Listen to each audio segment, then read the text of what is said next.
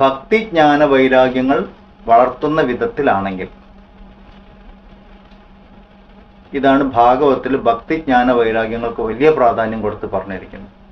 ഈശ്വരീയ കൃപയുണ്ടാവണമെങ്കിൽ ഭക്തി ജ്ഞാന വൈരാഗ്യങ്ങളെ വളർത്തിയെടുക്കണം എന്നാണ് പറഞ്ഞത്. രണ്ട് വിധത്തിൽ, ഭൗതികമായ ആവശ്യങ്ങൾക്ക് വേണ്ടിയുള്ള പ്രാർത്ഥനകൾ, അതിൻ്റെ ഫലങ്ങളൊക്കെ കിട്ടും. ആധ്യാത്മികമായിട്ടുള്ള ഉന്നമനത്തിന് വേണ്ടിയിട്ടുള്ള പ്രാർത്ഥനകൾ, അതിൻ്റെ ഫലവും. അങ്ങനെ ആധ്യാത്മികമായ ഉന്നമനത്തിന് വേണ്ടിയുള്ള ശ്രമങ്ങളും പ്രാർത്ഥനകളും നടക്കുന്നുണ്ടെങ്കിൽ ഈശ്വരീയ കൃപ ശരിയായ വഴിക്കാണ് നമുക്ക് മനസ്സിലാവും. ഈശ്വരൻ അങ്ങനെ കണ്ടീഷണൽ അല്ല, അല്ലേ? നമ്മൾ നിരുപാധികം എന്നാ പറയാം, അൺകണ്ടീഷണലാണ്. ആ ശക്തിയെ നമ്മൾ എങ്ങനെ പ്രയോജനപ്പെടുത്തുന്നു എന്നതിനനുസരിച്ചിട്ടാണ് ബാക്കി കാര്യങ്ങളൊക്കെ. ബന്ധനത്തിനും മുക്തിക്കും ഭക്തി ഉപകരിക്കും. ചുരുക്കി പറഞ്ഞാൽ നമ്മളെങ്ങനെ ആ ഭക്തിയെ പ്രയോജനപ്പെടുത്തുന്നു എന്നുള്ളതിനാണ് പ്രാധാന്യം.